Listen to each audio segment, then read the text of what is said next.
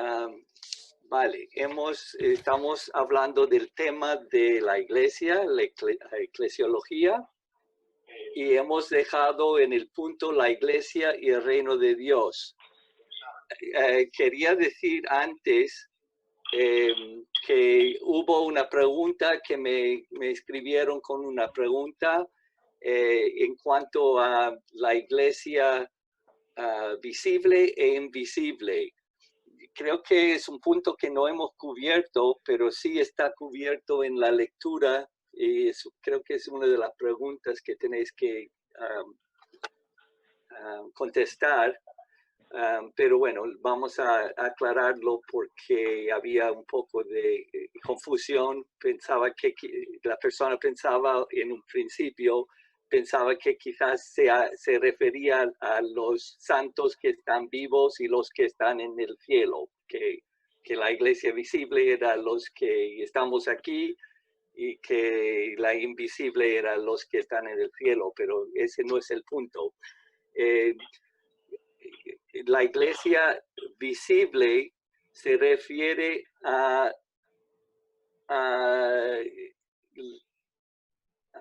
lo que vemos, la iglesia. ¿Ok? O sea que sería la iglesia que es iglesia por tradición, si puedo decirlo de esa forma. Por ejemplo, España es considerada un país cristiana, porque por tradición es cristiana, no es budista, no es maometana, no es musulmana, es un país con trasfondo cristiano. Y hay muchas personas que porque han nacido cristianos, digamos, en un país de trasfondo cristiano, dirían que son cristianos. ¿Okay? Entonces, allí, y muchos van a una iglesia, pero no son necesariamente cristianos, de verdad. Esa es la iglesia visible, lo que se ve. La iglesia invisible son esas personas que realmente han recibido a Cristo, digamos los que son nacidos de nuevo, ¿okay? Que practican su fe, que están viviendo en el conocimiento del Señor y practicando su fe. Entonces, eso es la diferencia entre iglesia visible e invisible. Lo mismo podemos decir de los judíos. En los tiempos de Cristo, bueno, antes de los tiempos de Cristo, un judío era judío no solamente por sangre, pero porque guardaba los principios. Una vez que en los tiempos de Moisés era él que guardaba la ley, ¿no? Pero ya en los tiempos de Jesús era un pensar general que por ser hijo de Abraham eras judío y salvo. Pero no es el caso. Hay un Israel visible y hay un Israel invisible, que son los que realmente han guardado la fe y la esperanza del Mesías, ¿no? Y practican su fe. Hoy en día, siempre me es curioso, yo tengo familia judía, y es muy curiosa que entre los judíos uno puede ser un judío ateo, puede ser un judío budista, puede ser un judío que, bueno, que sigue cualquier filosofía y sigue siendo judío. Pero el momento que comienzas a creer en Jesús como el Mesías, según ellos ya no eres judío. Así que, bueno, pero realmente los judíos mesiánicos, los que han puesto su fe en Cristo, son parte de la iglesia, ¿no? Pero forman parte del Israel invisible, que es lo mismo que la iglesia. Bueno, luego lo veremos un poco más claro. Okay. la iglesia y el reino de Dios es donde hemos dejado y vamos a seguir allí. La manifestación final. Pastor, Sí, pastor, ya, para no dejarlo, la iglesia visible e invisible, está en nuestro material, sí. solo para los que No está en la yo creo que página. no está en el manual pero sí está tratado. Está en el de Perman, está en el de Perman. Exactamente, No, está sí, tratado en el libro de Perman. Está en la página 104. Vale, perfecto. Del libro de Perman. Pero Muy bien. dice, pastor, aquí dice, la iglesia invisible que está compuesta de verdaderos cristianos de todas las denominaciones religiosas. Y la iglesia visible que consiste en todos los que profesan ser creyentes, dice. La primera está compuesta de aquellos cuyos nombres están escritos en el cielo. La segunda comprende de aquellos cuyos nombres está en la nómina de una iglesia, dice. O sea que uno puede ser, asistir a una iglesia por tradición, porque por tradición siempre ha creado que es cristiano, pero no practica realmente, solamente lo hace por tradición, ¿no? Pero hay otros que sí han nacido de nuevo, sus nombres están escritos en el cielo, y esa es la iglesia invisible. La iglesia visible lo que al final, lo que verdaderamente importa es la invisible, ¿no? Porque si nosotros estamos profesando verdaderamente al Señor, nuestro nombre ya está escrito en el libro en el cielo. Exactamente. Vale. Exactamente. Ok. Bueno, seguimos. La manifestación final y completa del reino escatológico de Dios todavía es futura. Bueno, aquí la iglesia del reino de Dios.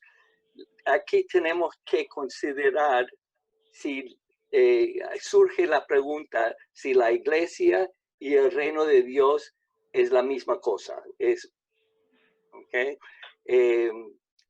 Si es futuro o si es presente. Son dos preguntas que tenemos que preguntarnos. Si es interior o si es exterior. Okay. Entonces, queremos intentar contestar esas preguntas. Si la iglesia, el reino de Dios es la misma cosa, si es actual o futuro, y si es interior o exterior. Okay. Entonces, aquí dice la manifestación final y completa del reino escatológico de Dios todavía es futura. Okay. La manifestación, o sea, la exteriorización de la iglesia es algo futura, o digo, no de la iglesia, del reino de Dios es futura. Pero el poder, la autoridad y el mensaje del reino fueron introducidos a la era presente por Jesús. O sea, Jesús vino y dijo, se ha acercado el reino.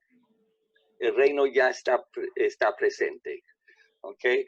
Entonces, el poder, la autoridad y el mensaje estaban ya introducidos por Jesús y puestos sobre la iglesia, a cuyos apóstoles dijo, sobre esta roca edificaré mi iglesia y a ti daré las llaves del reino de los cielos. ¿Okay? El reino de Dios como establecimiento físico de Dios aún ha de venir. Y eso vendrá con el milenio, cuando Jesús viene a reinar físicamente aquí, corporalmente, ¿no? Pero el reino como dominio ya ha entrado a la presente era y la iglesia está ejercitando el poder del reino.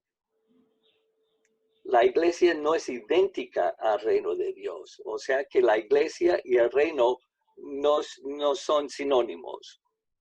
¿Okay? Porque el reino es más grande que la iglesia. Sin embargo, la iglesia es el instrumento presente del reino y heredará el reino. O sea que el reino de Dios está funcionando en la tierra a través de la iglesia, pero la iglesia no es el reino, es una parte del reino. El reino final de Dios incluirá no solo a la iglesia, sino a los santos del Antiguo Testamento, el futuro remanente de Israel reunido y las naciones justas que serán parte del reino del milenio de Jesús.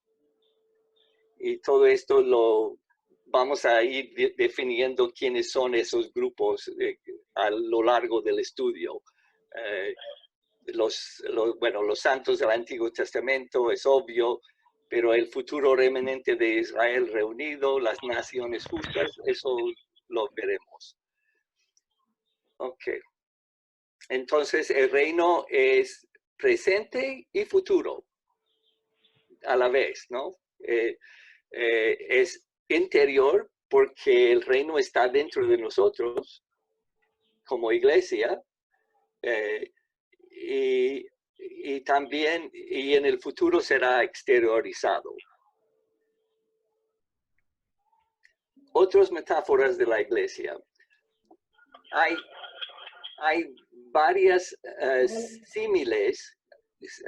¿Sabéis lo que es un símil, no? Un símil es una figura retórica, literaria, que compara una cosa con otra. Entonces, aquí dice metáforas, pero son símiles, porque dice la iglesia como. Eso es un símil, cuando comparas una cosa con otra. La iglesia como la familia de Dios.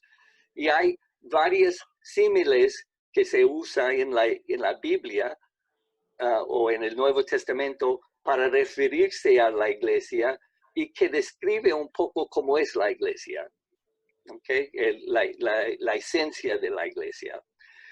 La primera es la iglesia como la familia de Dios. Y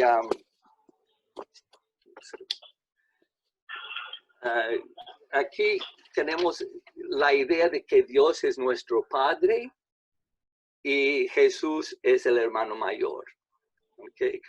Y los creyentes somos miembros de la familia de Dios.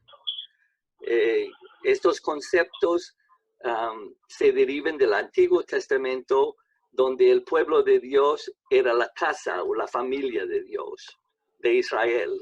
La casa de Israel era la familia de Dios, ¿no? No obstante, el concepto de Dios como padre del individuo era un privilegio reservado para los creyentes en Jesús. O sea que los judíos del Antiguo Testamento no tenían un concepto de Dios, tenían concepto de Dios como creador, pero no ese concepto personalizado de que Dios es mi Padre. Eso vino a través de la revelación de Jesús. Okay. Después tenemos la iglesia como una comunión de creyentes. Aquí tenemos otra vez la palabra koinonia, que hemos visto en la última clase, griego para la palabra comunión. Y se refiere a aquellos que tienen algo en común. En aplicación a la iglesia, son aquellos que tienen una salvación común, una fe común con Dios y su Hijo. Y esto lo vemos en 1 de Juan 1:3. ¿Okay? Tenemos el mismo Padre, una misma misión, un mismo propósito, una misma adoración. Y somos una sociedad cuyas características son la unidad y el amor. ¿Okay? Entonces, también la iglesia está referido a veces en el Nuevo Testamento como un equipo de atletas o está comparado con atletas. Filipenses 1:27.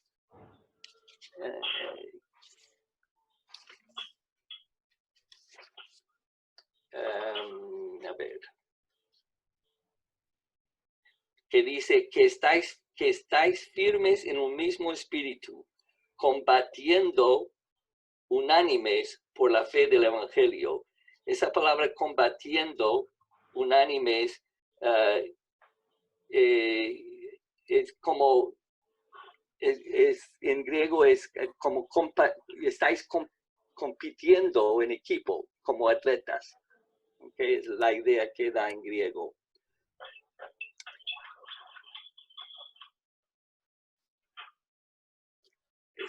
Es jugar como equipo. Y como un equipo tiene que haber dedicación, el trabajo en equipo, negación propia, dominio propio y unidad. Eso es lo que hace un equipo y la iglesia ha de manifestar esas características. La iglesia como el ejército de Dios. Aquí tenemos referencias en 2 Corintios 10 y Efesios 6 que nos habla de revestirnos de la armadura de Dios, ¿no? Y habla de las armas de nuestra milicia. O sea que la iglesia está pintada como un ejército, pero en nuestro caso el enemigo ya es derrotado. Pero mientras estamos en la tierra, la iglesia es la iglesia militante. Y cuando estemos ya en el cielo, seremos la iglesia triunfante. Nuestra batalla no es con carne y sangre, sino contra los poderes de la oscuridad, ¿verdad? Después tenemos la iglesia como el rebaño del Señor.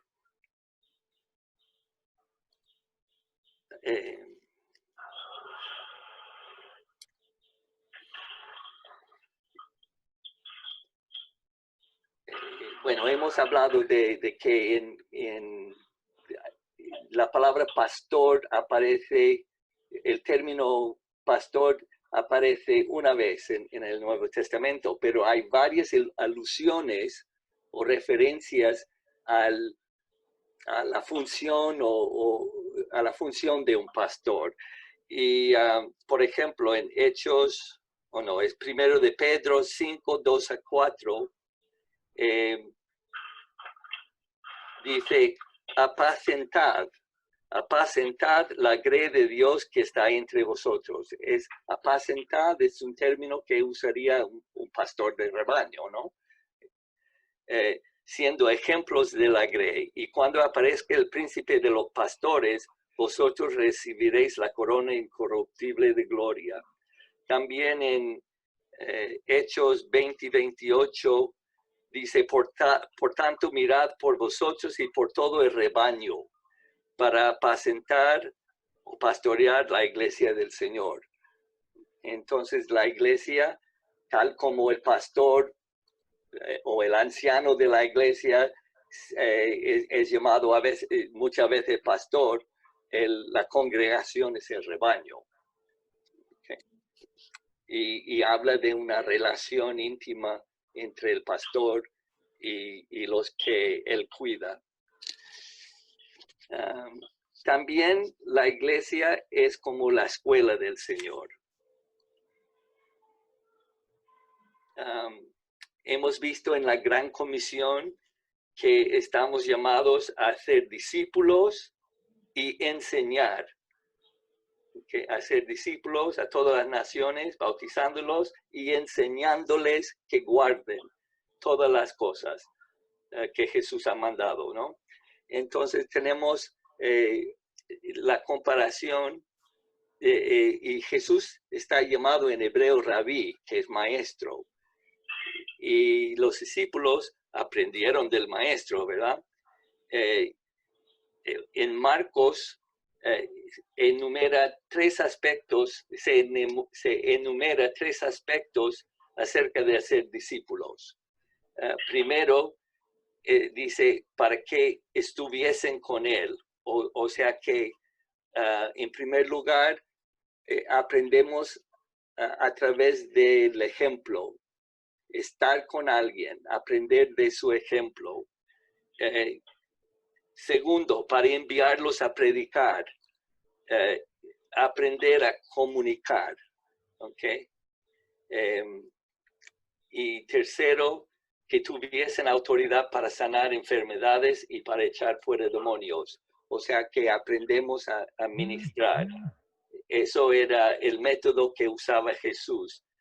Dicen en Marcos 3, después subió al monte y llamó a los que él quiso y unieron a él. Estableció a 12 para que estuviesen con él, o sea, para que aprendieran de su ejemplo y para enviarlos a predicar, para que aprendieran a comunicar el evangelio, ¿no? Y que tuviesen autoridad para sanar enfermedades, para echar fuera demonios. O sea que para darles esa autoridad, para que aprendieran a ministrar. Después vemos la iglesia como siervo o administrador. Y aquí encontramos otra vez la palabra diáconos, que es siervo, pero hay más de una palabra para siervo. Había diferentes clases de siervos, pero eran todos siervos. Diáconos, era siervo. Dulos era un esclavo, pero dulos se usa para el esclavo de amor, porque en Israel, cuando había un esclavo, si no quería, cuando terminó su tiempo de esclavitud, si no quería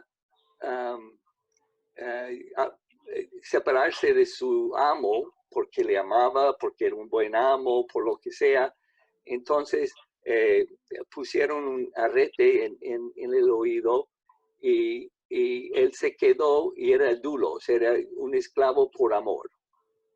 ¿Okay? Oikonomos es el mayordomo, letugos, siervo público.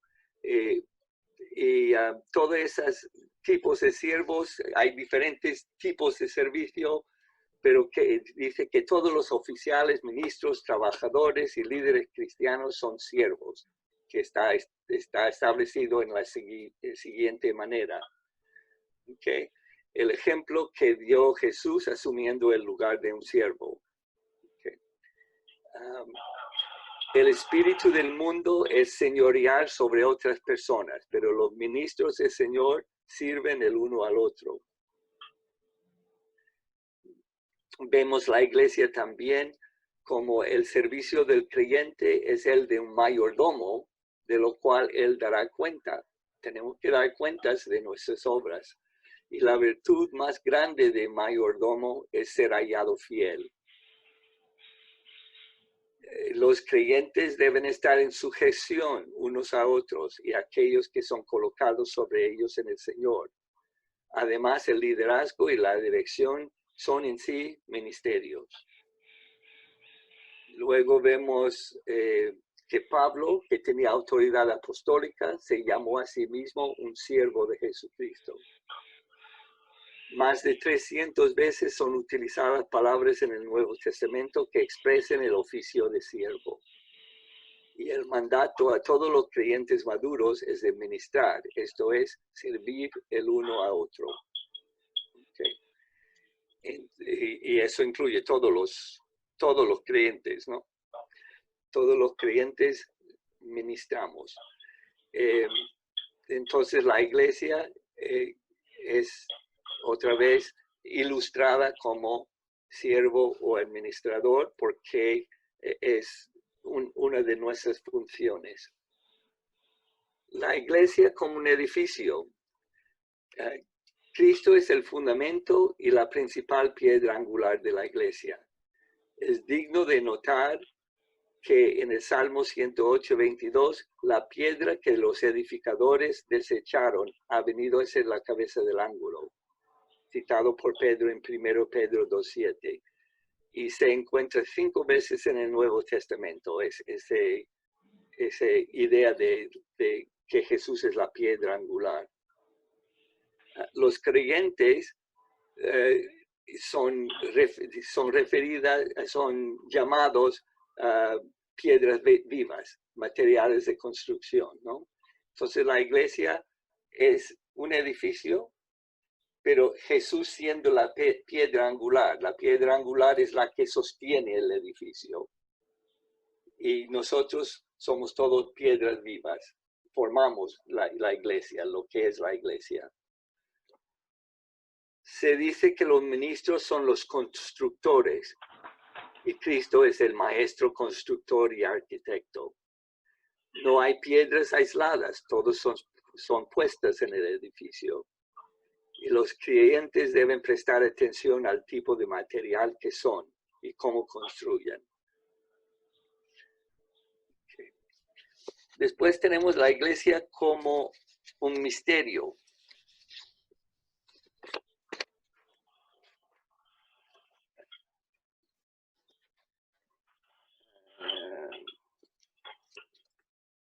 Un misterio, bíblicamente hablando, quizás es la misma palabra misterio que tenemos hoy en día, pero el significado es un poco diferente. Bíblicamente, un misterio es una verdad, que ha sido revelada, que estaba oculta, pero ahora es revelada. Okay. ¿Y la iglesia? ¿Cuál era el misterio de la iglesia? En el Antiguo Testamento vemos que Israel es llamado a ser luz, ¿no? A las naciones. Y Israel tenía el cometido de evangelizar a las naciones, pero no siempre lo hacían. Incluso llegaron a ser en los tiempos de Jesús, consideraban los que no eran judíos como perros, ¿no? Que, sucios, impuros, no querían tener comunión con ellos, con cualquiera que no era judío, que no era la idea del Señor, ¿no? Entonces, pero hay evidencia en el Antiguo Testamento que el propósito de Dios era que el evangelio sea para todas las naciones.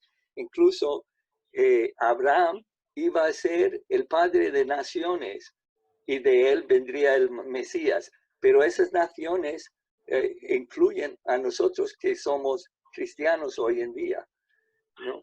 En la misma promesa fue dado a Jacobo, que luego fue llamado Israel, que iba a ser el padre de naciones. Y ellos son considerados los padres de los fieles.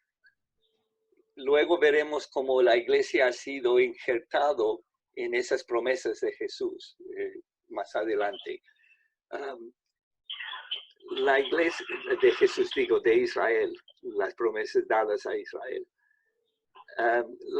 Entonces, la iglesia como misterio, dice el autor, uno de los misterios es la iglesia.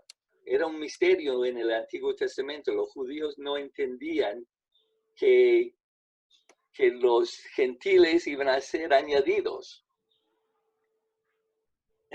Uno de los misterios de la iglesia, la cual no fue revelada en el Antiguo Testamento, es la iglesia. Los profetas predijeron que Dios bendeciría a los gentiles, pero no revelaron que los creyentes gentiles compartirían igualmente con Israel el cuerpo de Cristo, o el Mesías, la esperanza del Mesías. Para ser específico, que los gentiles son coherederos y miembros los unos de los otros, hermanos del cuerpo y participantes de la promesa en Cristo Jesús mediante el Evangelio. Esa promesa que fue dada primero a Israel, que la promesa de un Mesías Salvador. Okay. Pablo consideraba que Dios le había dado un ministerio especial para declarar la doctrina de la iglesia como misterio. La gloria de este misterio se dice ser la verdad y hecho de Cristo en vosotros, la esperanza de gloria.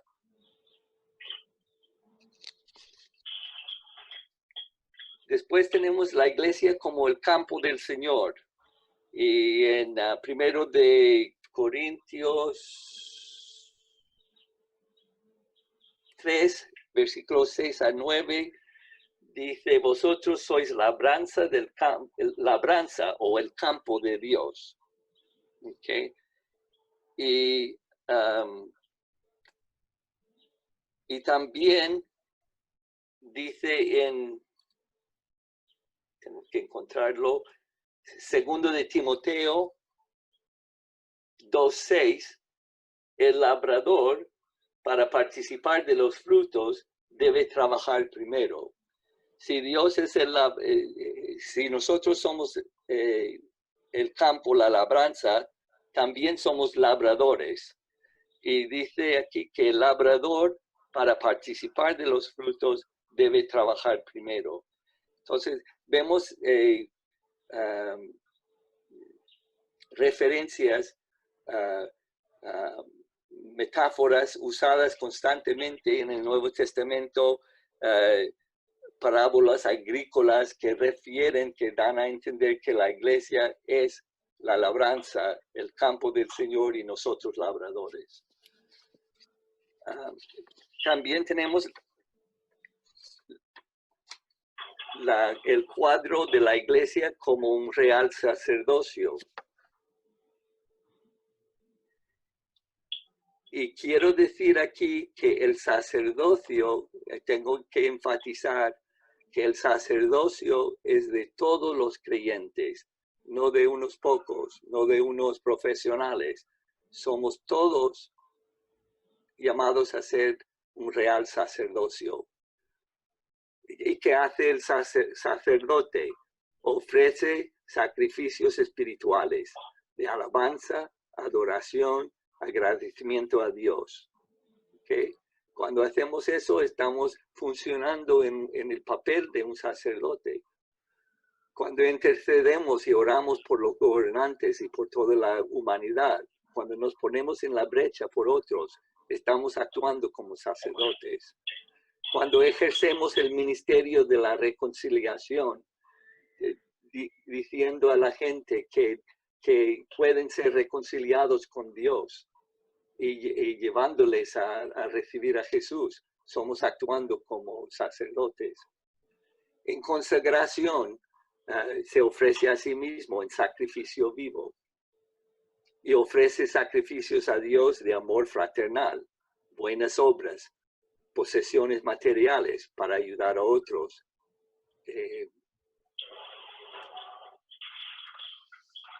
Okay. El ministerio para otros. Okay.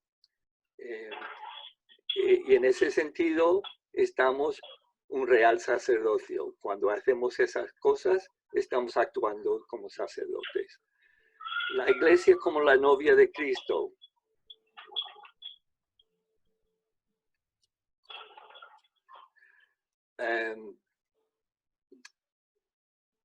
La iglesia como la novia de Cristo provee un modelo para la relación entre maridos y esposas cristianos. ¿Okay? Y eso lo encontramos en Efesios. Dice, las esposas deben estar en sumisión a sus esposos como la iglesia lo está a Cristo y los creyentes lo están unos a otros. No porque la esposa sea inferior, menos digna o menos capaz. La responsabilidad del liderazgo espiritual debe ser establecida en el hogar. Por eso, al esposo le es asignado esa responsabilidad que él lleva con el apoyo indispensable de la esposa y madre. Okay. Los maridos están llamados y deben amar a sus esposas como Cristo ama a la iglesia, tanto como se aman a sí mismos, y aún lo suficiente como para morir por ella. Si tanto las esposas como los maridos cumplen con este modelo, ninguno está en desventaja en la relación matrimonial. Okay. La mujer está llamada a someterse al esposo y bueno, y la iglesia, el uno al otro. Pero ¿cuán fácil sería para la mujer someterse cuando sabe que que está amada, ¿no? Tanto como se aman así. El hombre tiene que amar a su esposa tanto como se ama a sí mismo y tanto como Cristo ama a la iglesia. Y eso fue dándose hasta la muerte por ella, ¿no? Ok. Esta figura representa el gran amor que Cristo tiene por su iglesia como su propia novia y que la iglesia experimenta mientras espera la venida del novio.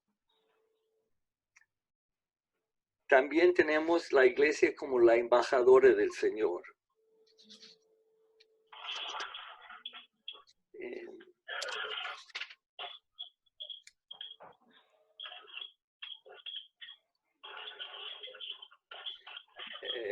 Pablo en Efesios 6:20 se llamó a sí mismo embajador. Dice, soy embajador en cadenas.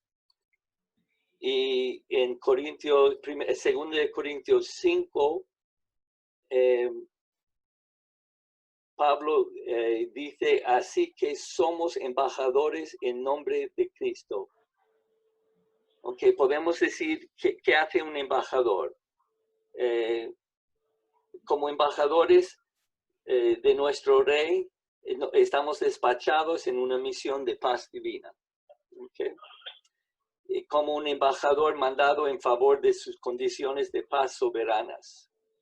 Asimismo, la Iglesia anuncia al mundo las condiciones de reconciliación con Dios, con su fe en Cristo y redención a Él como Señor. El Señor ha dado a la Iglesia el ministerio de reconciliación y nosotros como embajadores somos los que declaramos esas cosas. Okay. Representando el Rey. La Iglesia como la columna y baluarte de la verdad. Eso lo encontramos en 1 de Timoteo 3:15, que dice, para que si tardo sepas que como debes conducirte en la casa de Dios, que es la iglesia del Dios viviente, columna y baluarte de la verdad. Es una expresión poética, doctrinal, del misterio de la piedad. ¿Okay? Y lo que quiere decir es que la iglesia debe proteger la sana doctrina y levantarlo en alta por medio de la proclamación del evangelio y una conducta ejemplar. O sea que nosotros somos los que tenemos que presentar y mantener ese nivel de ese estándar ante el mundo, ¿no? Tenemos que ser el reflejo de Cristo y ser modelo de las verdades y modelos de obediencia de la verdad. Okay. Siempre defendiendo lo que es la verdad. La iglesia como el santuario del Señor. Santuario es otro nombre otro nombre para el santuario sería templo, ¿no? Y sabemos que la iglesia es el templo del Espíritu Santo. Cada uno de nosotros es templo. Entonces,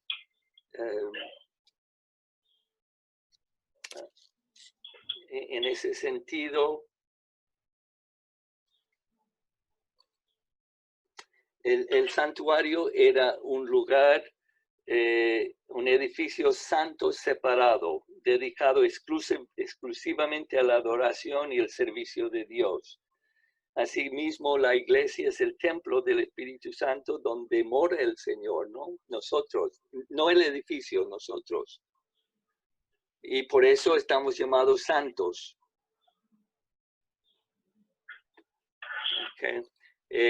Pedro también dice en 1 de Pedro 2:5, como piedras vivas, sed edificados como casa espiritual.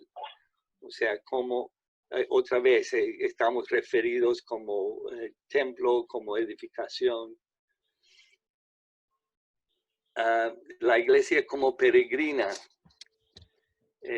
La iglesia como peregrina, sabemos que según el Nuevo Testamento, que los creyentes no están realmente en casa en este mundo. ¿Okay? Nuestra verdadera ciudadanía está en el cielo. Los creyentes están referidos como peregrinos y extranjeros en Hebreos 11:13. Somos extranjeros y peregrinos porque no somos del mundo. Estamos en el mundo, pero no somos del mundo. Okay. Y en Hebreos 13:14 me parece, dice, porque no tenemos ciudad permanente, sino que buscamos la porvenir. La porvenir. Okay. La iglesia como el camino. Originalmente la iglesia, los primeros seguidores de Jesús fueron llamados aquellos del camino, y la vida de la iglesia estaba llamado el camino, porque Jesús es el camino. Entonces los que seguían a Jesús vivían en el camino y eran aquellos del camino. Okay. Entonces, bueno, también somos aquellos del camino porque andamos en los pasos de Jesús. La iglesia como la obra maestra del Señor.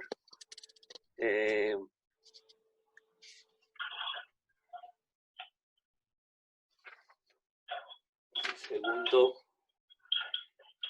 en Efesios dice, porque somos hechura suya, creados en Cristo Jesús para buenas obras. Somos hechura suya, somos una obra maestra. Incluso la palabra hechura en el griego es poema, poema, de donde viene nuestra palabra poema. Okay. Entonces es una creación, somos una poema. Cuando Él se manifieste, seremos semejantes a Él, porque le veremos tal como Él es. Somos hechura de Él, hecha en su imagen, y seremos como Él cuando le veamos. Okay. Somos una obra maestra. La iglesia como luz del mundo.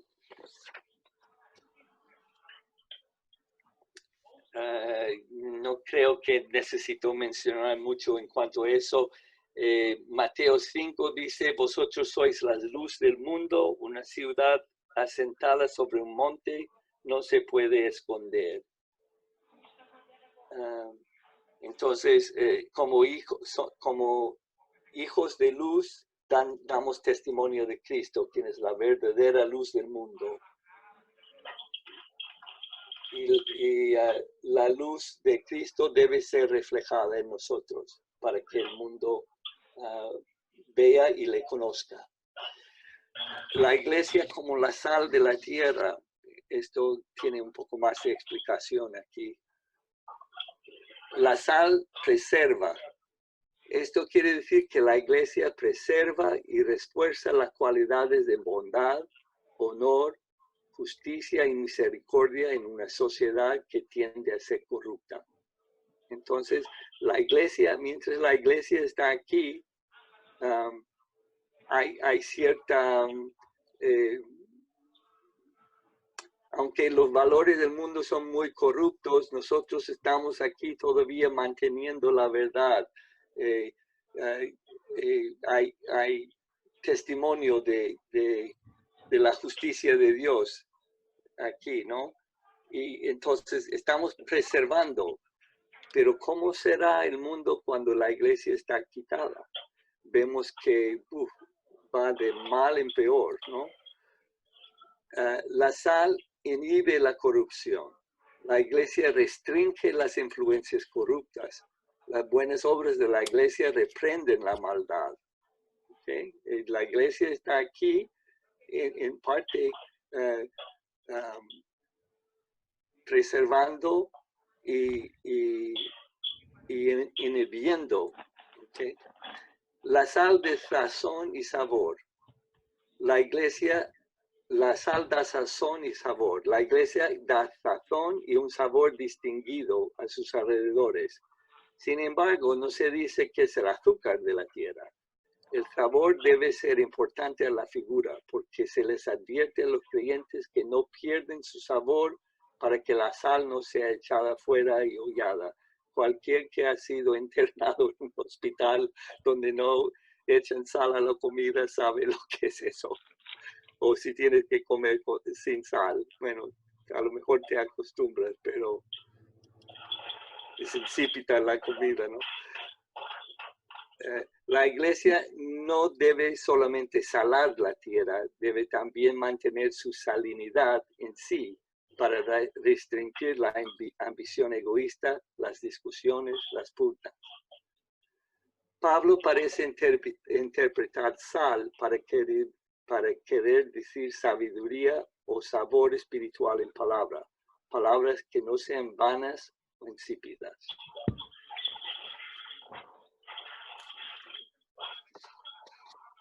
También tenemos la iglesia como pescadora de almas en el mundo, la pesquera del Señor. Jesús dijo a sus discípulos, Marcos 1:17, venid en pos de mí y haré que seáis pescadores de hombres. Eso habla de nuestra papel o rol de ser evangelistas, de evangelizar, de ganar almas para el Señor. La iglesia como un crisol. Un crisol es un recipiente, digamos, en una fundación, cuando están fundiendo metales, el crisol es el recipiente que recibe los metales y se mezclan, ¿no? Allí. La iglesia sirve como un crisol también.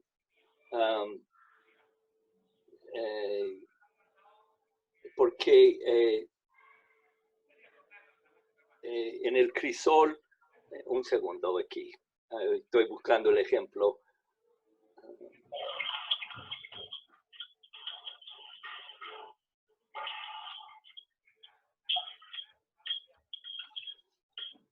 El autor aquí dice, la vida de la iglesia es una vida de fe. La fe puede ser genuina y debe ser una fe probada. Y como el oro, la fe debe ser puesta en el crisol para ser probada y purificada por el fuego. ¿Okay? Y entonces la misma vida del creyente en la comunión cristiana de la iglesia lo pone a prueba, porque tenemos que en la iglesia amar a todos los hermanos, que es a veces es una prueba, caminar en fe y obediencia, someternos a Cristo y el uno al otro, y tomar el ministerio de la palabra en momentos de adversidad. Y entonces nuestra fe en ese crisol está puesta a prueba y purificada, ¿no? Ahí es donde descubrimos lo que hay en nosotros y tenemos que ser purificados.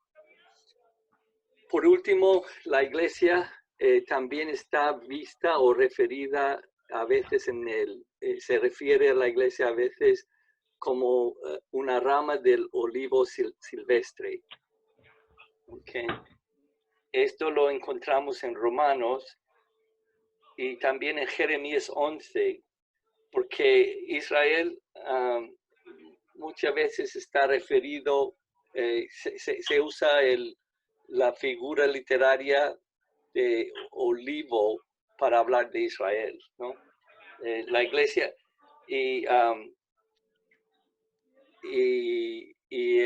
hay un árbol que es la promesa dado a Israel, Jacobo y Abraham, que de allí vendría un Mesías y que él reinaría sobre las naciones, ¿no?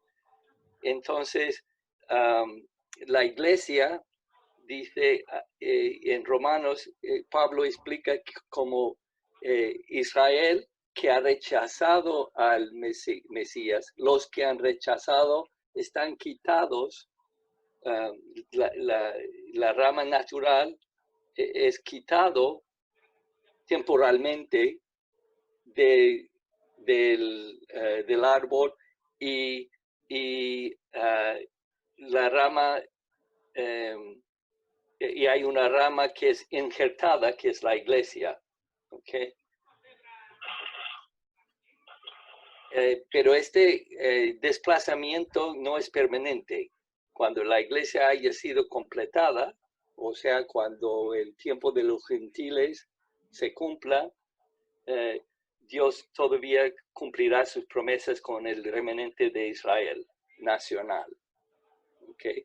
Mientras tanto, hay judíos que forman parte, que siguen formando parte de ese árbol de las promesas porque creen en Jesús como Mesías y están esperando un Mesías.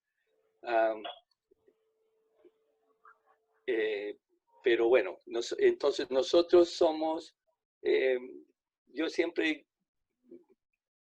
me describo como un convertido a una promesa, una esperanza judía, ¿no? Porque fue dado primero a Israel y nosotros hemos sido injertados. Eso no quiere decir que somos judíos, porque en el Nuevo Testamento vemos que ya no hay judíos y no hay gentiles. Somos una nueva creación, pero estamos injertados en ese árbol que es una promesa. Okay. Vale. Bueno, con esto terminamos nuestro estudio de la eclesiología, que no es completa del todo, pero nos da una idea de lo que es la doctrina de la iglesia. Y vamos a entrar en escatología.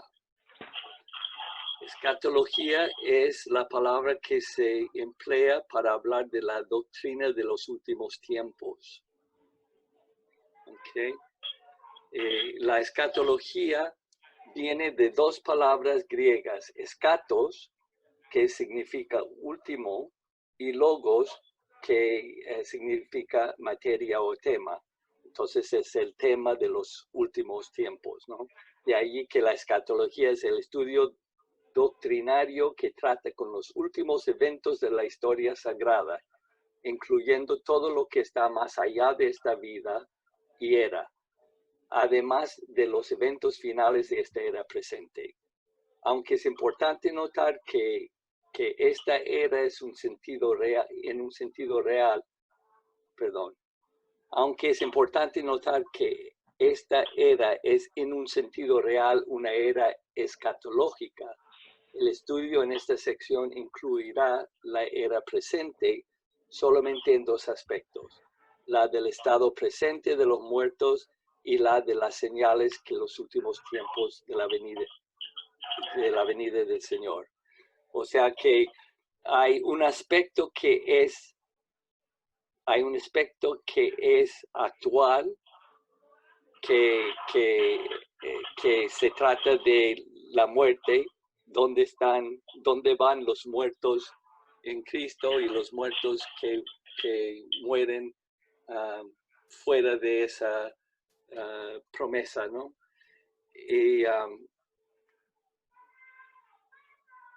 Y ese es el primer tema que vamos a hablar. A ver, déjame encontrarlo otra vez.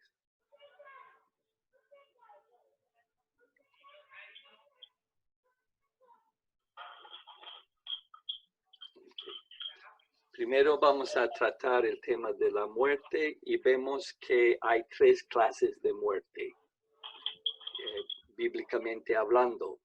Hay la muerte física, la muerte espiritual y la muerte segunda o eterna. La muerte física, sabemos todos lo que es eso. es cuando se separa el alma del cuerpo y constituye la transición del mundo visible al invisible. ¿Okay? Para el creyente, marca su entrada al paraíso y a la presencia de Cristo Jesús. Para el incrédulo, la muerte es su entrada al Hades. ¿Okay? Creo que veremos esto un poco más claro más adelante. Aquí la palabra es Hades. ¿Okay? No deberíamos evitar la palabra infierno porque el infierno todavía no existe. Hades es el lugar de los muertos que están esperando el juicio final. ¿Okay? La muerte física no es el final de la existencia, sino solamente un cambio en el estado de existencia. O sea que hay mucha gente que piensa que después de esta vida ya no hay nada. Para los hindúes, seguimos existiendo, pero somos fusionados con el universo y ya no somos individuales, es que llegamos a ser parte del gran universo. Pero la Biblia, ahí es cuando nuestro espíritu ya entra en relación con Dios. Cuando uno viene a la comunión con Dios por medio de la fe en Cristo, pasa de muerte a vida, según 1 de Juan 3. En el juicio final de los incrédulos ante el gran trono blanco, el cual toma lugar después de los 1000 años, milenio, los muertos malvados todavía existirán y estarán ante Dios en juicio, y aunque podrán estar en juicio, su estado se llama de muerte, porque están enajenados de Dios. ¿Okay? La muerte segunda o eterna. O sea que tenemos muerte física, tenemos muerte espiritual, que es actual, pero después hay otra muerte, que es la muerte eterna. Cuando aquellos que están muertos en delitos y pecados mueren físicamente y no se arrepienten, entran al estado de muerte eterna. Un segundo.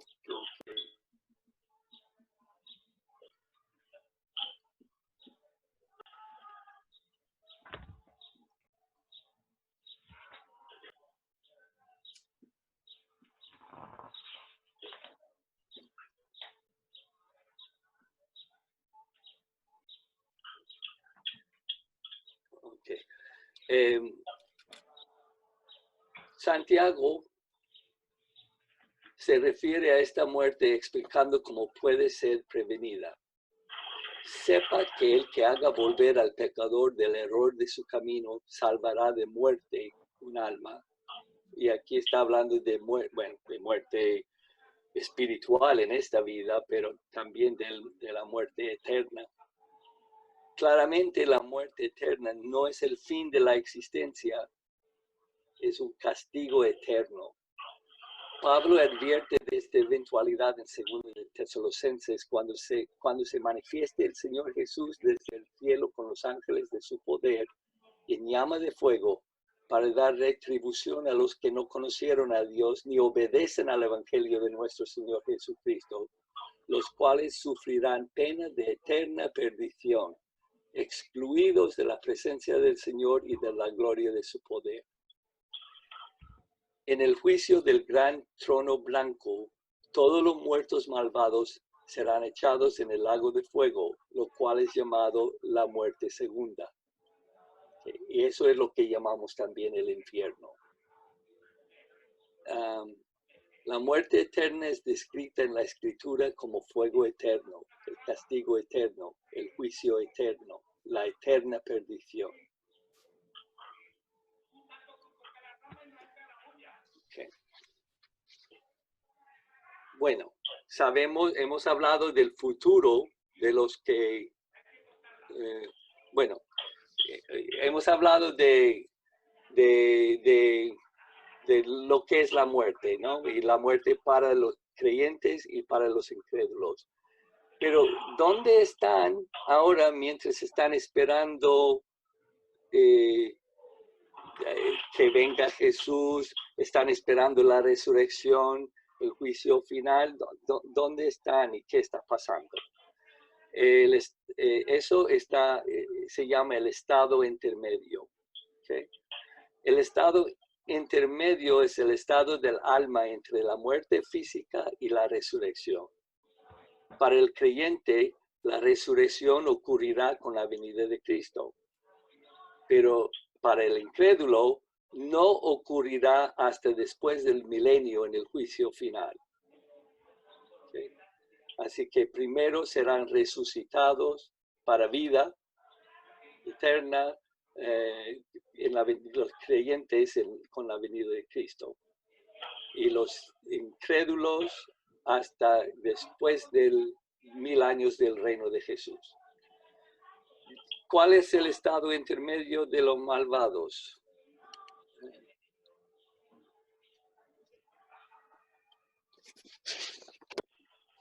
¿No?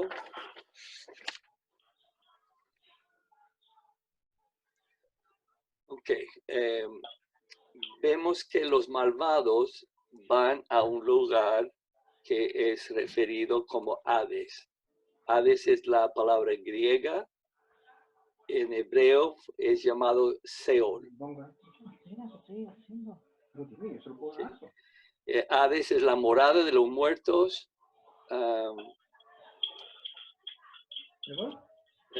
Los muertos no salvos, ¿no? Antes de la muerte y resurrección de Cristo, vemos que todos los muertos, tanto los justos como los impíos, iban a Hades. Todos iban a Hades. Pero Hades o Seol estaba dividido en dos partes. Había una parte superior que se llamaba el seno de Abraham y después el Hades, ¿okay? Donde los impíos estaban separados y no podían comunicarse el uno con el otro.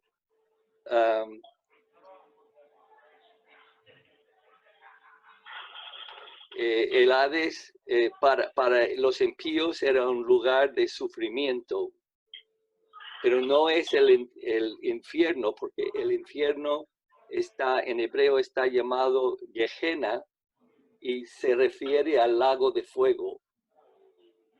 ¿Okay? Entonces, el infierno, nadie está actualmente en el infierno. Están en el Hades, en el lugar de los muertos, esperando el juicio final. Pero son conscientes y hay sufrimiento. Vemos que hay sufrimiento. Tenemos la parábola de Lázaro, la historia de Lázaro y el rico, y vemos que el rico sufría, ¿no? Y quería que Abraham mandara a Lázaro a contar a sus familiares lo que hay después de la muerte y advertirles. Okay. Entonces, ahora hay algunos puntos falsos o falsos puntos de vista sobre el estado intermedio. Y vamos a mirar esos. Yo tengo otro.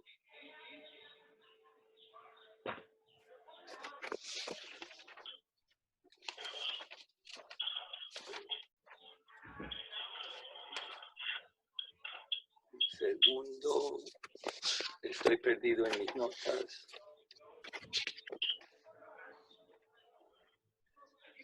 Voy a cambiar a otro pantalla. Ok. Falsos puntos de vista sobre el estado intermedio. Hay varias posiciones falsas sobre el estado intermedio que son ampliamente sostenidas. Algunos no tienen ninguna base en las escrituras y otros están basadas en una interpretación incorrecta de la escritura. ¿Okay? Y aquí vamos a hablar de 3 de estas. En la Iglesia Católica Romana y Griego Ortodoxa enseñan que aquellos miembros que han vivido vidas imperfectas deben pasar algún tiempo en el purgatorio, a fin que sus pecados e imperfecciones pueden ser purgados. Dependiendo de la seriedad de sus ofensas, la longitud de tiempo a pasar en el purgatorio puede durar algunas horas o siglos, determinados solamente por el juicio final.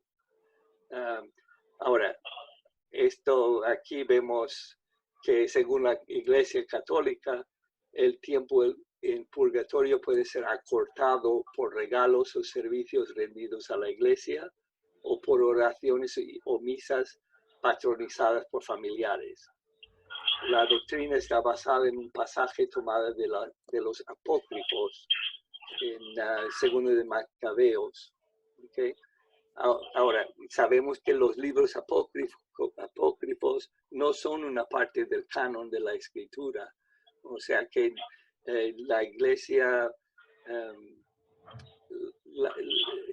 en general excluyen esas palabras, esos escritos, del canon. O sea que no piensen que son inspiradas por el Espíritu Santo. La Iglesia Católica los incluyen en su Biblia, nosotros los protestantes no, pero son interesantes para leer desde un punto de vista histórico, pero para inspiración, para doctrina, no sirven. Okay. Entonces vemos que los apócrifos están incluidos en las Biblias católicas, quizás por su apoyo a doctrinas no respaldadas por las escrituras canónicas. Ninguna referencia en la escritura con respecto al estado intermedio hace alguna referencia a los sufrimientos purgatorios. Además, el concepto de purgatorio viola la clara enseñanza de la escritura de la suficiencia de la sangre de Cristo para limpiar el pecado y de salvación mediante la fe. ¿Okay? Nuestra salvación, Cristo pagó en la cruz la deuda que teníamos y nos ha limpiado de todo pecado. No tenemos que ser purgados. También otra falsa doctrina o concepto de lo que es el estado intermedio es el dormir del alma. Esta es la enseñanza que afirma que después de la muerte el alma descansa en un estado inconsciente hasta la resurrección. O sea que están ahí como durmiendo, inconscientes, no sufren, no están conscientes de nada. Están esperando a ser despertados. Esta doctrina es sostenida por los adventistas del séptimo día, los testigos de Jehová y varios grupos menores. Los argumentos presentados para afirmar esta doctrina del sueño del alma son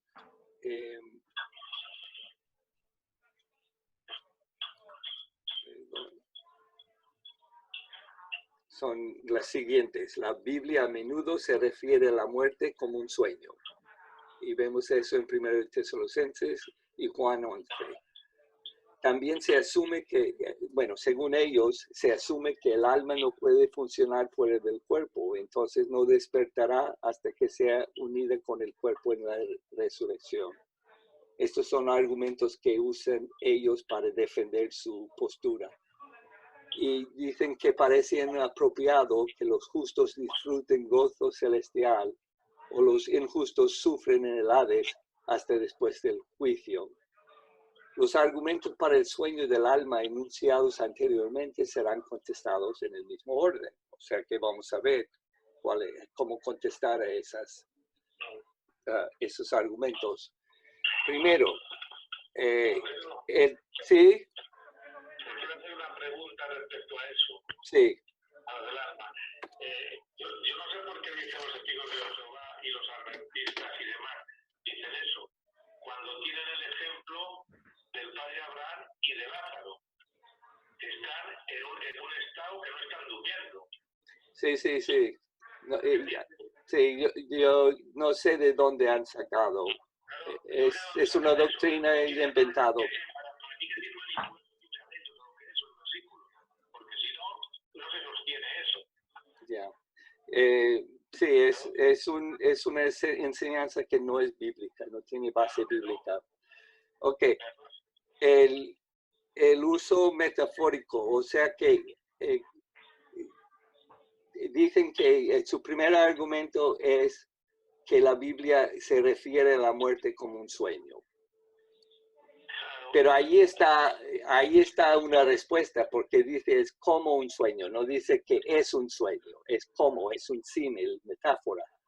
El uso del término dormir para describir a la muerte es una expresión figurativa y un eufemismo para enfatizar el hecho que la persona muerta todavía vive. ¿Okay? El uso metafórico de la palabra dormir es apropiado por la similitud en apariencia de un cuerpo dormido y un cuerpo muerto. Cuando vemos un cuerpo muerto, parece que están durmiendo. Descanso y paz normalmente caracterizan a ambos. El objeto de la metáfora es sugerir que, al igual que el que duerme no cesa de existir mientras su cuerpo duerme, así también la persona muerta continúa existiendo a pesar de su ausencia en la región en la cual aquellos que quedan pueden comunicarse con él. Además, la narración dada por Jesús del estado de hombre rico y Lázaro inmediatamente después de la muerte demuestra claramente que sus almas no estaban durmiendo en inconsciencia. ¿Okay? También Pablo declara a los filipenses teniendo deseo de partir y estar con Cristo, lo cual es muchísimo mejor. ¿Okay? Ahora, ellos también dicen que el espíritu no puede funcionar fuera del cuerpo, pero es hecho claro por el tratado de Pablo sobre la muerte en 2 de Corintios que el espíritu puede funcionar fuera del cuerpo, porque dice, así que vivimos confiados siempre y sabiendo que entre tanto que estamos en el cuerpo, estamos ausentes del Señor, porque por fe andamos, no por vista.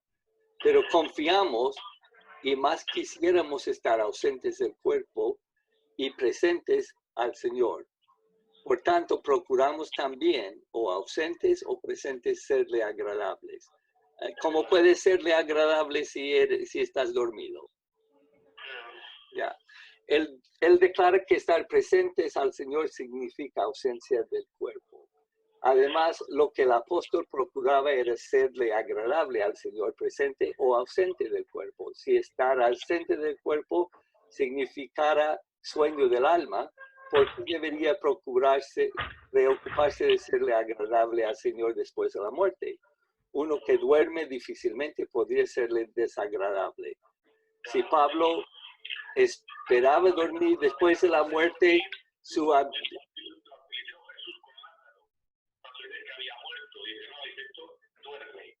Sí, exactamente.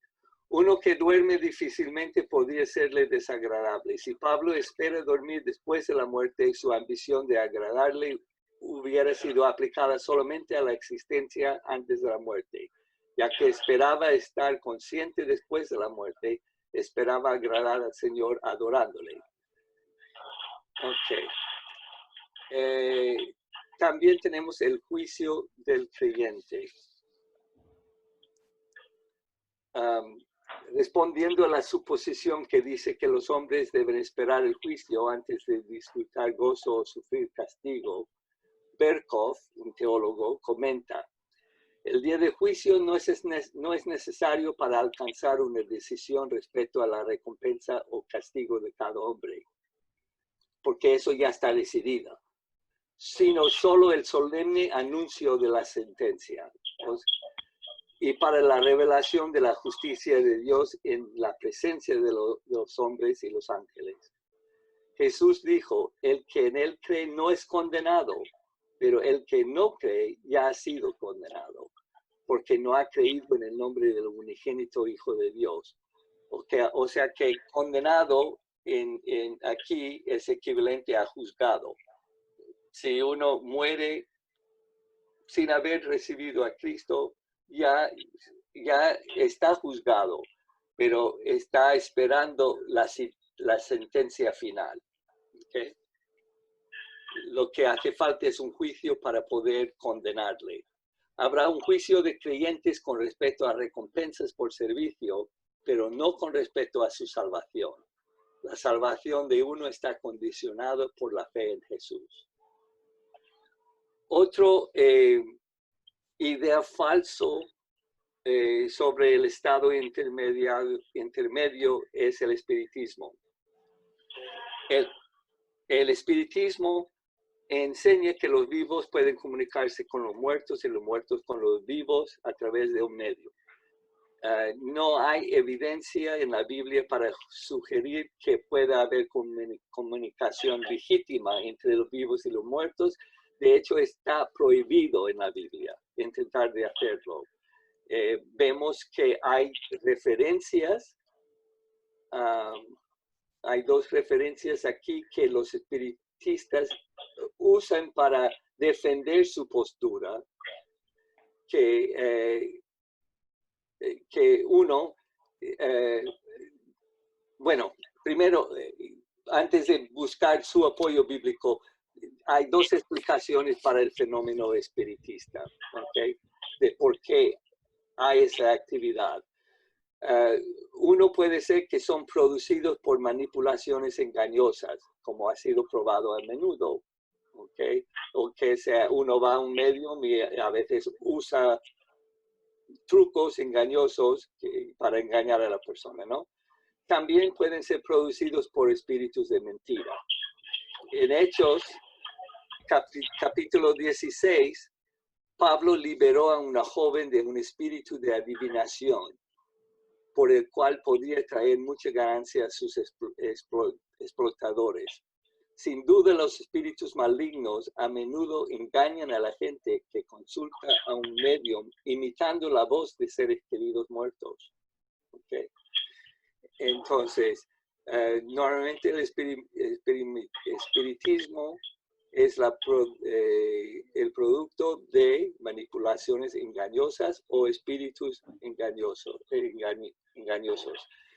Ahora, los espiritistas muchas veces buscan apoyar o defender sus creencias con la Biblia y los citan el caso de la adivina de Endor, trayendo al espíritu de Samuel, cuando Saúl ya Dios no le habla, no le revela cosas y Samuel ya está muerto.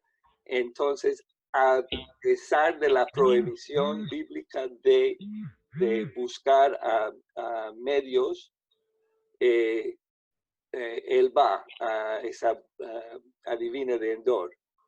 Sin embargo, ese caso no puede animar el espiritismo porque Saúl fue castigado con la muerte por desobedecer al Señor consultando a un espíritu familiar. O sea que no es una práctica permitida. Algunos doctos creen que Samuel realmente se apareció ante Saúl. Algunos piensan que Dios hizo una excepción y dejó que Saúl apareciera. Pero si lo hizo fue por un permiso especial del Señor para pronunciar juicio sobre Saúl por su desobediencia. También hablan o hacen uso de la apariencia de Moisés y Elías en el monte de la transfiguración. Perdón, necesito agua.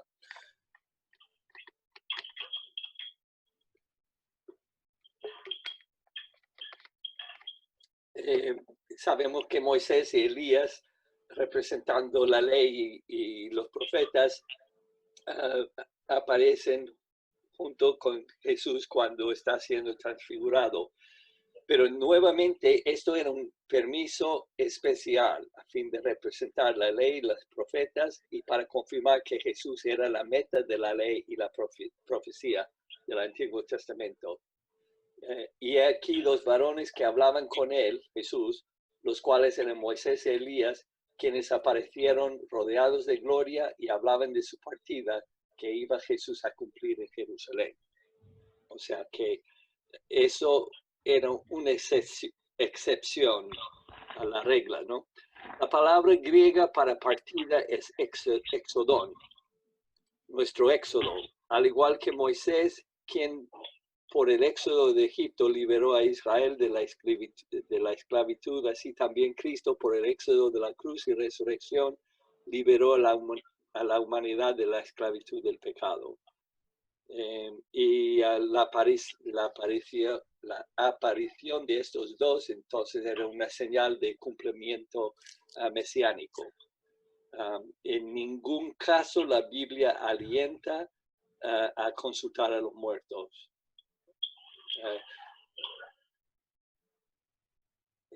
Si alguna vez Él permite que aparezcan los muertos, será para señalar algún evento estratégico de la historia sagrada. Si necesitamos consolación y guía, tenemos la palabra de Dios y el Espíritu de Dios. De hecho, habrá una excepción más a esa regla cuando los dos testigos durante la tribulación son levantados, resucitados. Y bueno, allí tenemos también un ejemplo que luego veremos ese ejemplo también.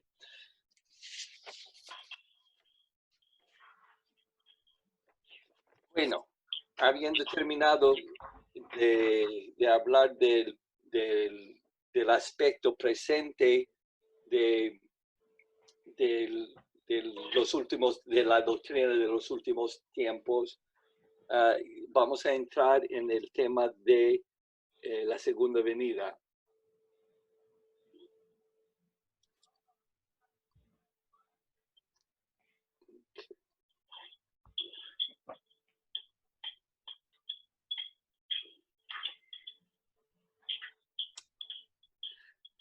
Esto es una cita de la fundadora de la Iglesia Cuadrangular, Aimee Semple McPherson. Dice, creemos que la segunda venida de Cristo es personal e eminente. Personal en que, o sea, que va a venir en persona, y eminente que está cercano, que descenderá del cielo en nubes de gloria, y que en esta hora que nadie conoce, los muertos en Cristo resucitarán. Luego los redimidos que vivieren, que hubieran quedado, serán arrebatados con ellos en las nubes para encontrarse con el Señor en el aire, y que así estarán siempre con el Señor. Y que también, viendo que 1000 años son como un día delante del Señor, y que nadie sabe la hora de su aparición, la cual creemos está cerca, cada día debe ser vivido como si fuera el último. Sin embargo, en obediencia a su mandamiento explícito, ocupaos hasta que yo venga. La obra del esparcimiento de su evangelio, el envío de misioneros y los deberes generales de la edificación de la iglesia deben ser llevados a cabo tan diligente y cabalmente como si nuestra generación ni la venidera fueran a estar vivas para ver ese glorioso día. O sea que los cristianos, los creyentes tenemos que vivir con esa, digamos, tensión de saber que la venida puede ser en cualquier momento y tenemos que estar preparados, pero vivir como si no iba a pasar y seguir adelante con nuestras vidas. Yo hace años oí decir un joven que no quería casarse y no iba a estudiar, usaba como excusa que el Señor iba a venir pronto. Y que, bueno, ¿por qué me caso? ¿Por qué hago esto? Y no es, no es el propósito del Señor de que nos quedamos sentados esperando, ¿no? dice, ocupaos hasta que yo venga. Tenemos que seguir con nuestra vida, seguir adelante, pero con esa esperanza de que el Señor puede venir en cualquier momento. La importancia de su venida. Si la importancia de un tema de la Biblia pudiera ser juzgado por la frecuencia de la referencia, la segunda venida de Cristo sería en verdad un tema de primaria importancia, porque es mencionada más de 300 veces en el Nuevo Testamento. Eso significa que cada 25 versículos. En las epístolas de Pablo hay más de 50 referencias al segundo advenimiento. Ha sido dicho que hay 8 veces más versículos referentes a la segunda venida del Señor que los que conciernen a su primera venida. O sea que el Nuevo Testamento habla más de su segunda que su primera venida. Jesús mismo a menudo se refirió a su segunda venida y exhortaba a sus seguidores a vigilar y estar listos. De hecho, alrededor de 50 veces en el Nuevo Testamento se les urge a los creyentes a estar listos para cuando el Señor venga de nuevo. En 5 pasajes del Nuevo Testamento se dice que la postura del creyente debe ser la de esperar la venida del Señor. Os convertisteis de los ídolos a Dios para servir al Dios vivo y verdadero y esperar de los cielos a su Hijo. Okay. La esperanza de la segunda venida provee motivación para una vida cristiana. ¿En qué sentido provee motivación? Para amor fraternal, nos motiva para vivir vidas santas, preparándonos, estando preparados, para congregarse con fidelidad para la adoración, para fidelidad en el servicio cristiano. Tenemos que estar sirviendo, esperando, para una continua pasión por las almas, porque no todas las almas, no todos han oído las buenas noticias y es nuestro llamado, ¿okay? Para consolación en tiempo de aflicción. Cuando estamos afligidos, la esperanza que tenemos es que el Señor vendrá. La segunda venida es tan importante para la iglesia, la novia de Cristo, que es llamada la esperanza bienaventurada, aguardando la esperanza bienaventurada y la manifestación gloriosa de nuestro gran Dios y Salvador Jesucristo. Tito 2:13. Ok, ¿cómo vendrá Jesús? ¿Cuál es la naturaleza de su venida? ¿Cómo será esa segunda venida? ¿Y cómo debemos entender ese término segunda venida? ¿De qué manera vendrá Cristo por segunda vez? Antes de responder a estas preguntas, será de ayuda a discutir varias explicaciones falsas acerca del significado de la segunda venida. Y yo no quiero perder mucho tiempo aquí porque yo creo que ninguno de nosotros hemos jamás pensado estas cosas. No sé de dónde han sacado estos argumentos. Yo nunca las he escuchado. La venida, pero bueno, lo leemos rápido. La venida no es la muerte del creyente, obviamente. La segunda venida no es la venida del Espíritu Santo en el día de Pentecostés. La segunda venida de Cristo no fue la destrucción de Jerusalén en el año 70 después de Cristo. Tampoco la segunda venida de Cristo es la conversión. Okay. La segunda venida no se refiere a ninguna de esas cosas. Lo que sí es una venida o regreso literal. Okay. Ya que la venida es la segunda, será tan literal, tan real como la primera venida. No hay ninguna evidencia en la Escritura de que el regreso de Cristo es solamente algo figurativo.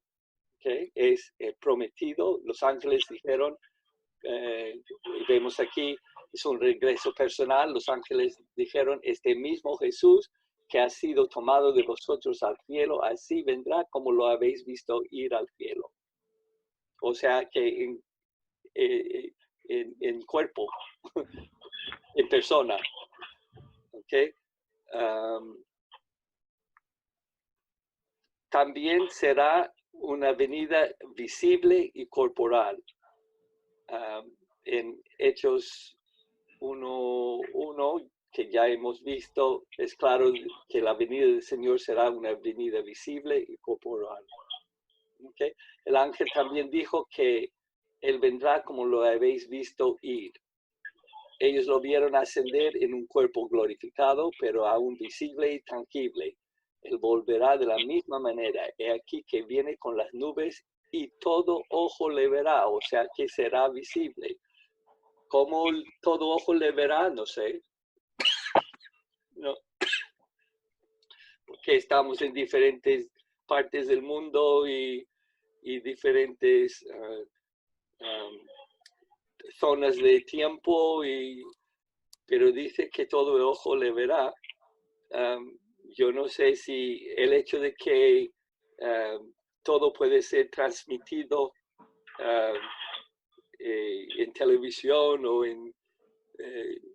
no sé si en ese sentido, o de algún milagro, forma milagroso, todo ojo le verá cuando viene, pero la Biblia asegura que todo ojo le verá. El momento de su venida. Ok, aquí vamos a estar entrando. ¿Sí? ¿Alguien ha preguntado?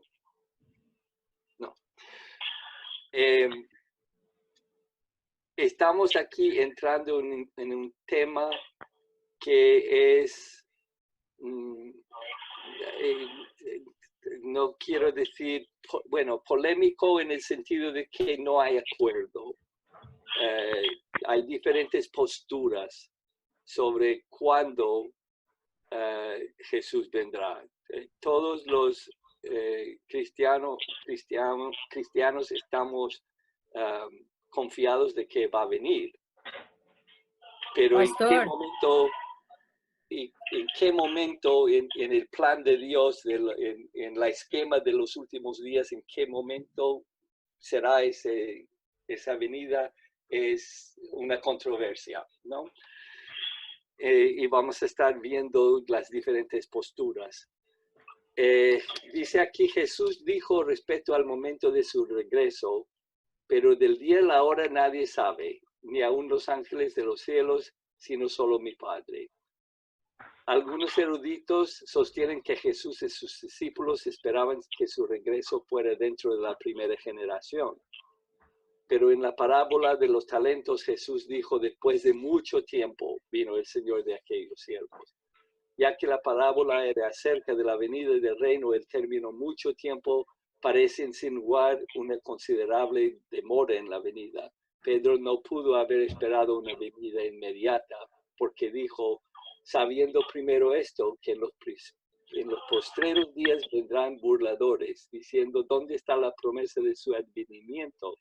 Amados, no ignoréis esto, que con el Señor un día es como 1000 años y 1000 años como un día. El Señor no retarda su promesa, sino que es paciente para con nosotros, no queriendo que ninguna perezca, sino que todos proceden al arrepentimiento.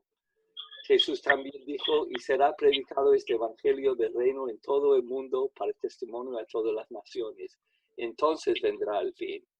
Cuando la iglesia en Tesalónica se turbó por la creencia de que ya había comenzado la gran tribulación, Pablo les exhortó a no moverse tan fácilmente en su modo de pensar, porque no vendrá el día del Señor sin que antes venga la apostasía.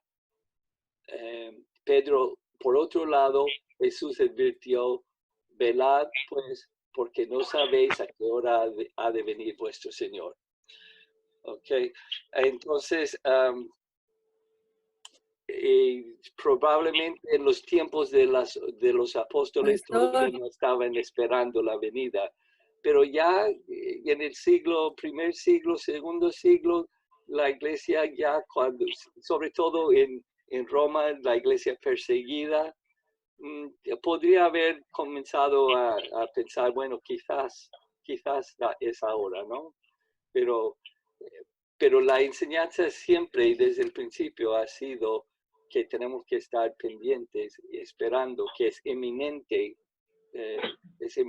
la venida, porque nadie sabe cuándo va a ser. Hay sectas que han tenido poner fechas, de hecho han puesto fechas y han convocado gente a ir a sitios a esperar la venida de Cristo, y cuando no vino, bueno, tenían que poner excusas y decir, no, bueno, nos hemos equivocado, ahora va a ser en esta fecha, en otra fecha, pero obviamente si alguien intenta decirte una fecha exacta de cuándo es la venida, no hagas caso. Aunque hay claras indicaciones de que el regreso del Señor no ocurrirá hasta después de un periodo extendido de evangelización, se le enseñó a la iglesia a estar lista para una aparición en cualquier momento del novio celestial. El apóstol Pedro, quien se sentó a los pies de Jesús, exhortó fuertemente a los destinarios de su segunda epístola a buscar la venida del día de Dios. Puesto que todas estas cosas han de ser desechas, ¿cómo no debéis vosotros andar en santa y piadosa manera de vivir, esperando y apresurándoos para la venida del día de Dios? Pedro añade el pensamiento de que podemos en realidad apresurar el día de la venida. Ciertamente la iglesia no debe sentarse a esperar pasivamente un día determinado en que terminará esa dispensación. La iglesia está trabajando juntamente con el Señor para lograr su obra, la cual debe ser hecha antes de su regreso en gloria. Comentando sobre el versículo de Pedro, Michael Green, otro teólogo, dice, se espera que los cristianos estén vigilando por la venida del Señor. ¿No les había dicho Jesús mismo que debían vigilar? Pero esto no significa una inactividad piadosa, significa acción. Por maravilloso que parezca, podemos realmente apresurar su venida. En otras palabras, el tiempo del advenimiento depende hasta cierto punto del estado de la iglesia y la sociedad. Qué maravillosa concepción positiva del significado de nuestro tiempo sobre la tierra. No es una espera estéril a que se le ha escrito final. La intención es que sea un tiempo de cooperación activa con Dios en la redención de la sociedad. Los rabinos tenían dos dichos aptos. Son los pecados del pueblo que impiden la venida del Mesías. Si los judíos se arrepintieran genuinamente por un día, el Mesías vendría. Y si Israel cumpliera perfectamente el Torá por un día, el Mesías vendría. Es posible que Dios vea el tiempo en función de tareas logradas en vez de calendarios terrenales. O sea que a lo mejor en el calendario de Dios no hay un día específico, sino que está esperando que se cumplen las cosas que han de ser cumplidas, ¿no? Por ejemplo, que el Evangelio sea predicado en todas las naciones. No podemos apresurar o retrasar el programa de Dios, pero es posible que lo hagamos con relación a nuestro marco de tiempo. De cualquier manera, aguardar al Señor no significa cruzarnos de brazos, más bien significa poner nuestras manos en el arado y en la hoz. Aunque nadie sabe la hora de la venida de Cristo, se nos dan señales por las cuales podemos reconocer la aparición de los últimos tiempos. ¿Okay?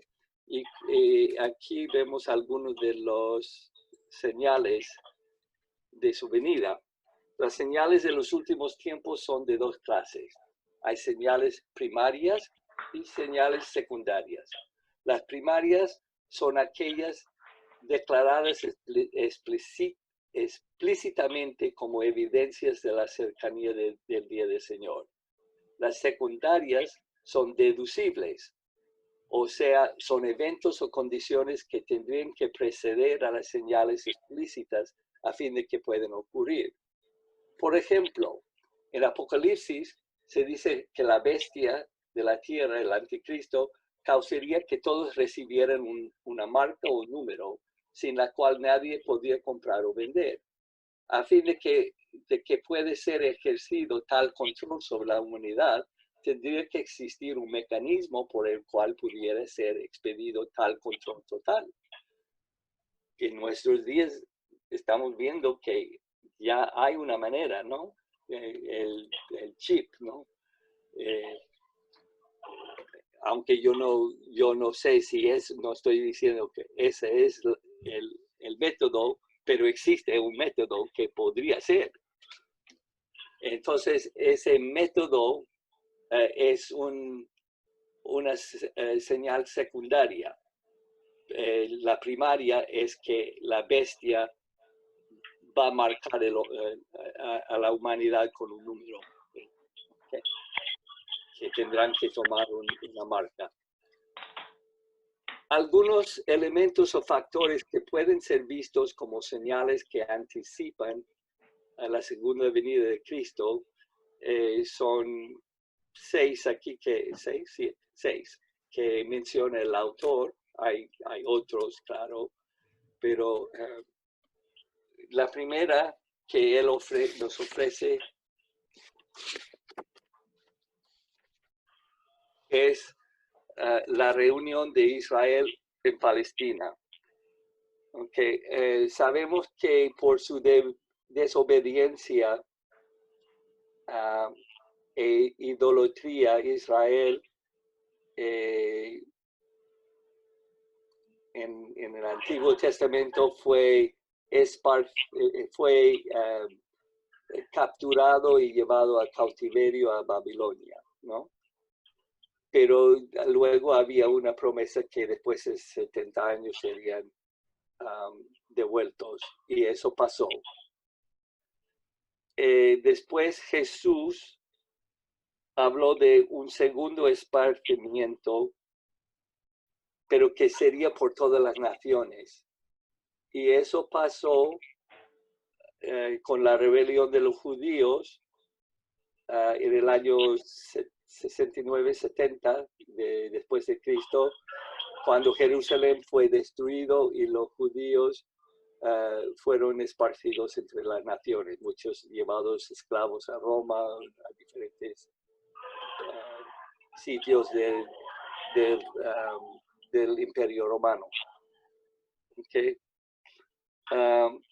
Pero también Jesús dijo que antes de su venida había habría una llamada a los judíos a volver a la tierra, ¿no? Y entonces hemos visto que en nuestros días, bueno, a través de la historia siempre ha habido una presencia judía en Palestina o en Israel, pero sobre todo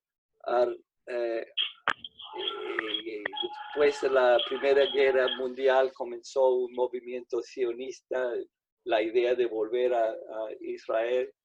Después de la Segunda Guerra Mundial, muchos judíos que ya no tenían familias, no tenían raíces, no querían volver a sus países porque ya no tenían nada allí. Nació esa esperanza de ir a Israel, y en el 14 de mayo de 1948 Israel está declarado un estado, y desde ese entonces poco a poco los judíos alrededor del mundo están volviendo a Israel. Entonces eso es un cumplimiento,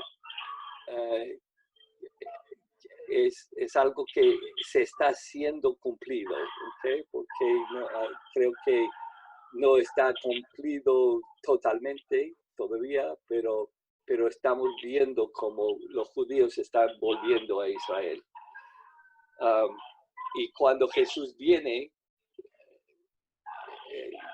eso es una señal de la segunda venida, porque Israel tenía que ser los judíos devueltos a la tierra. También hablaba de tiempos peligrosos. En 2 de Timoteo 3, 1 a 7. Un segundo.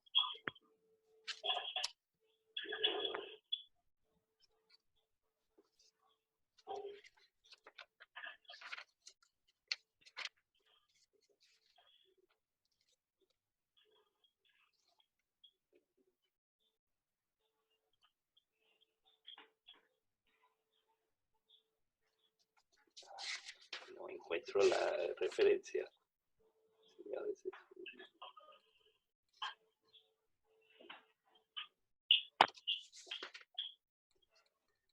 Ajá, ok. Segundo de Timoteo 3, 1, 7 dice, también debes saber esto, que en los postreros días vendrán tiempos peligrosos, porque habrá hombres amadores de sí mismos, ávaros, vanagloriosos, soberbios, blasfemos, desobedientes a los padres, ingratos, impíos, sin afecto natural, implacables, calumniadores, intemperantes, crueles, aborrecedores de lo bueno, traidores, impetuosos, infatuos, amadores de los deleites más que de Dios, que tendrán apariencia de piedad, pero negarán la eficacia de ella. Porque estos son, bueno, y sigue, ¿no? Hasta allí. Y vemos que las características que aquí están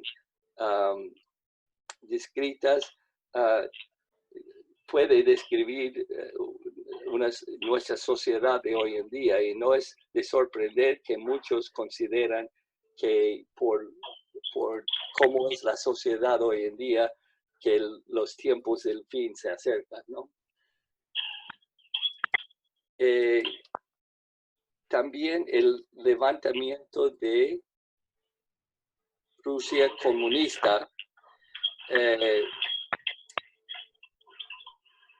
es una señal de la venida de Jesús.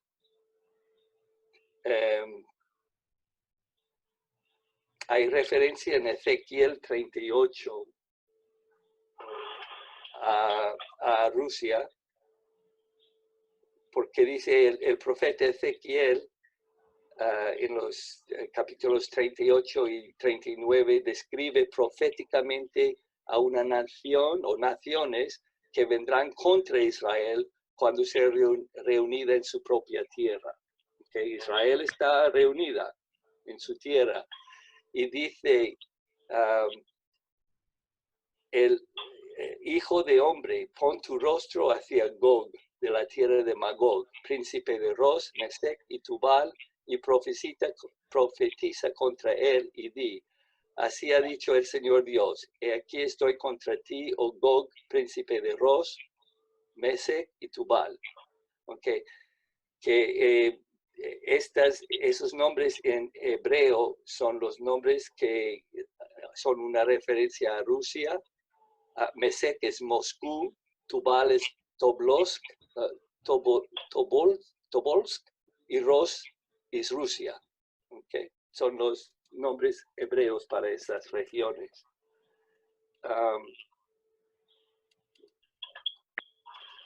No es imposible ni imaginable que Moscú invada la reunida Israel en alguna fecha del futuro cercano, especialmente a la luz de la profecía de Ezequiel, capítulos 38 y 39. Según la profecía de Ezequiel, Dios enviará fuego para destruir a Rusia y las otras naciones que vienen contra Israel, y la derrotará tan completa que el masivo invasor dejará atrás tal cantidad de armas de guerra que tomará 7 años de deshacerse de ellas, y los muertos serán tan numerosas que la tomará Israel 7 meses para enterrarlos. Okay. Eso es una referencia a la guerra de Armagedón. Entonces, y creo que es curioso ver ahora que Rusia aparte de Rusia, está profetizado que Irán y los reyes del Oriente vendrán a luchar en ese guerra de Armagedón. Es interesante hoy en día que Rusia es muy aliado con Irán, incluso están metidos juntos en la guerra de Siria, y es una amenaza a Israel. O sea que es muy interesante como vemos que esas señales están muy cerca, ¿no? Vamos a parar aquí, veo que es la hora, perdón si he pasado. Quiero repasar la lista otra vez para estar seguro de que que tengo todos los nombres. Alejandro está. Brendy, ¿sigues allí? Johnny. Jocelyn. ¿Estás, Jocelyn?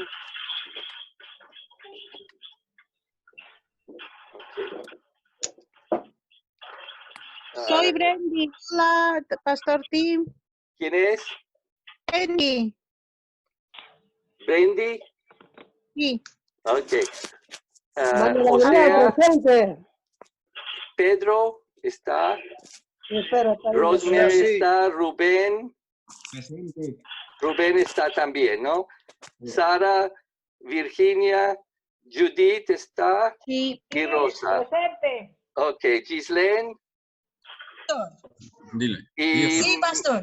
Gorka y María. Sí, sí, Okay. los dos estamos, pastor. Yo Y creo que Manuel tengo todos. Alberto, Adrián. Perfecto. Bueno, seguimos hoy es jueves, seguimos el martes con el tema de escatología y voy a hablaros del examen final la semana que viene también, ¿vale? El examen final, Vale. lo más probable lo haremos en la última hora de clase, pero si no terminéis, podéis seguir haciéndolo después de clase para terminarlo, ¿ok? Y voy a dejar que usáis los apuntes. Vale. Okay. Vale, gracias. Gracias. Pastor. Okay. Bendiciones a todos. Hasta Sí. la vista. Ok, buenas noches. Igualmente, adiós. Pastor, Un Pastor. momento, Pedro.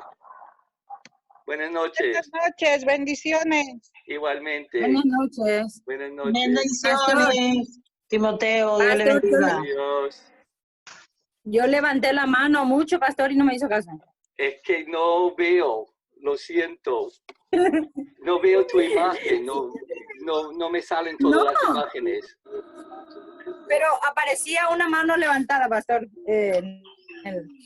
Pastor, sí, ya te hago en privado la pregunta, pastor. Ok, un segundo, María, un segundo. Sí, Pedro. Que yo para el examen no tengo ordenador, papel ni nada. Por eso tienes que recogerlo de Samuel en papel. Entonces se lo digo el domingo, que me lo dé.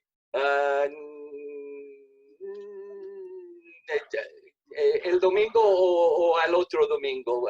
No sé, tendrás que hablar con él para ver cuándo lo tendrá.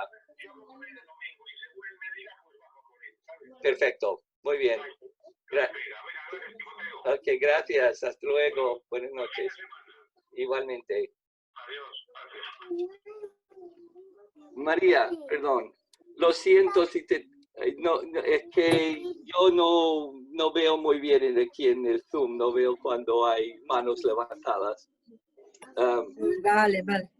No, lo que... Ay, cariño, por favor, déjame un ratito. ¿Tenías alguna pregunta? No, ya te lo hago personal después, ya. Porque Ok. ya pasamos mucho y ahora de repente no quiero sembrar duda en los que están. Así que ya te hago en privado. Ok, perfecto. Okay. Vale. Buenas noches. Buenas noches, hablamos. Virginia presente. Hola, Virginia, gracias. Virginia presente. Gracias, Virginia. De nada, pastor. Ok, buenas noches. Buenas Buenas noches. noches, Jocelyn presente.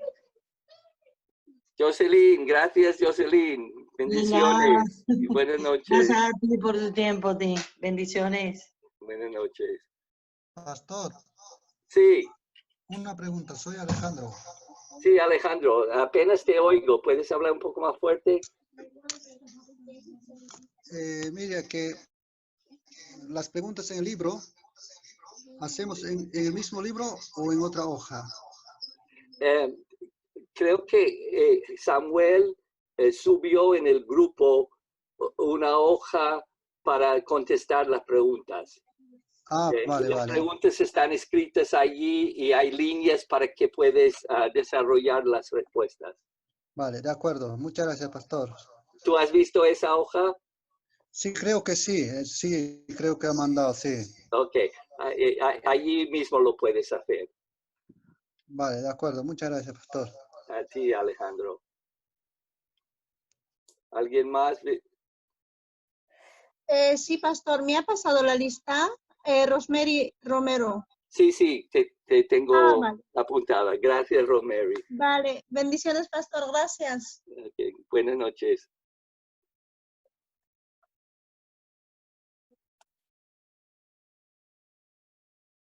Pastor, Sí, una pregunta de eclesiología.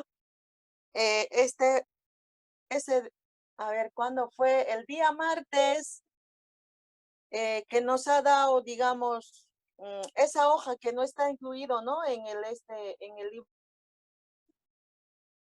del sí. estudio que nos ha dado. No sé si nos puede pasar por WhatsApp, así, para poder leerlo. Me parece que Samuel sí lo puso en el grupo. ¿También lo puso? Sí, mira allí. Si no me lo dices, pero yo creo que lo puso. Vale, a ver, voy a ver. No la tengo. Vale, vale. Bendiciones, pastor. Hasta Igualmente. luego. Ok, hasta luego. Buenas noches. Buenas noches. ¿Alguien más tiene preguntas?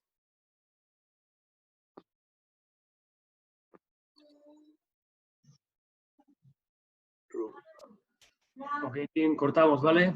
Ok, gracias, Samuel. Gracias, Tim. Buenas noches. Buenas noches.